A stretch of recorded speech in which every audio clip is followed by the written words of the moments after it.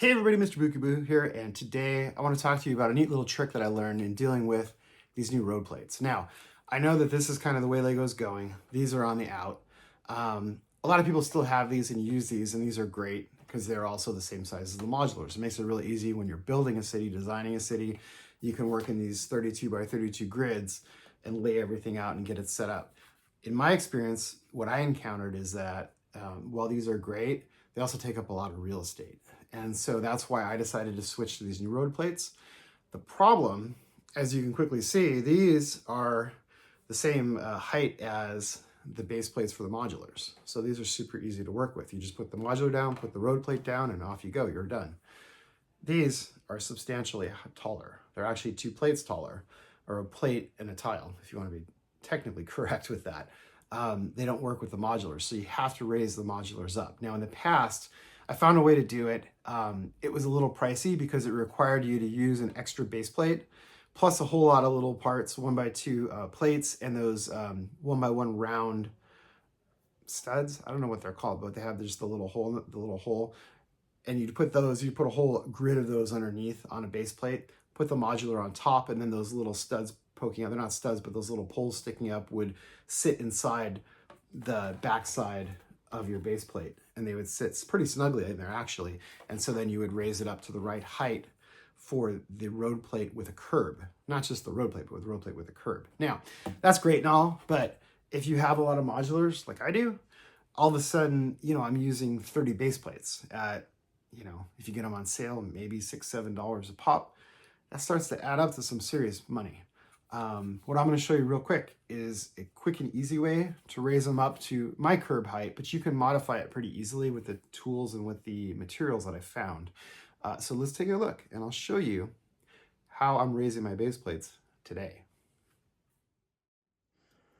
All right, so this magic material that I found is nothing other than foam board. It comes in different thicknesses, different sizes. It's fairly inexpensive. This is 1/8 inch thick. This is 6 millimeters, which I think is like 1/4 of an inch. But basically the idea is you can get this stuff. It comes in packs. I get it in like a pack of 20. It's very inexpensive.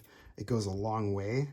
And if you're okay with things not being like entirely locked in on your layout, which, you can lock it in if you want to, but if you want to be save on pieces and parts, you can use this stuff. You can stack it to get exactly the height you want. And I'm going to show you that right over here with this area that I'm working on. So you see there's the road plate. These are the height as is with the curbs built in. You can see there's a modular behind here, and I'm actually going to take this base plate out right here, and you'll see this Palace Cinema is actually built up the way that I used to raise it. So you'll see it has the base plate, and then you can't really see it, but there's actually a plate and one of those round bricks underneath it that's raising it up. And as you can see, it's exactly the same height as my curb over here. This is the 2 stacks of foam board, which I've cut to size, and you just put them down right here. And you can see already, if you get really close on the angle there, you're going to see that it is exactly the right height to raise up this area here to match. And if I slide that in right there, you're going to see, look at that red base plate completely disappears. Once you tile over this, it's going to be a perfect snug fit. This will work for this type of area, and it's also actually, since it's the same height as this, it's going to be the same height as my curb here as well. So this all is going to line up beautifully. It's going to look seamless, completely built in. You can also do that over here. So in this area, this town hall was not built up on the old method that I used here. This is using the new method, and you can see it is basically a seamless transition. You can even, once you lock these in, it's going to be even more seamless. And in fact, this is slightly off because it's actually sitting on the seam for my platforms, which are off, which I have to fix that. Remind me to fix that, guys. Anyway, over here though, next to Green Grocer, this is the same idea. You can see how it is basically a seamless fit. So this is a fantastic alternative if you're on a budget. Again, if you're doing curbs, if you're not doing curbs, you can experiment with the height, with the different thicknesses of foam board. I'm actually even using it underneath here on the train track because it quiets the trains. So I needed to raise this up a little bit because there was a slight miscalculation in my table heights for the old tabletops with the new ones. It turned out that this 1/4 inch foam board was a perfect fit for that. So it's actually raised up on the foam board to made up with the table right in this little corner here. And it just works. So try it out. Again, if you want to do the old method, that works. But this new method is super economical. You can find this foam board on Amazon. They probably have it at craft stores. You can probably find it, you know, pretty much anywhere. It's fairly common. Like I say, it comes in different sizes. I like the sizes that are roughly 8.5 by 11, you know, paper size, because it's easy to cut down. But they do come in different sizes. And if you're more adventurous than I, you can cut it down to fit.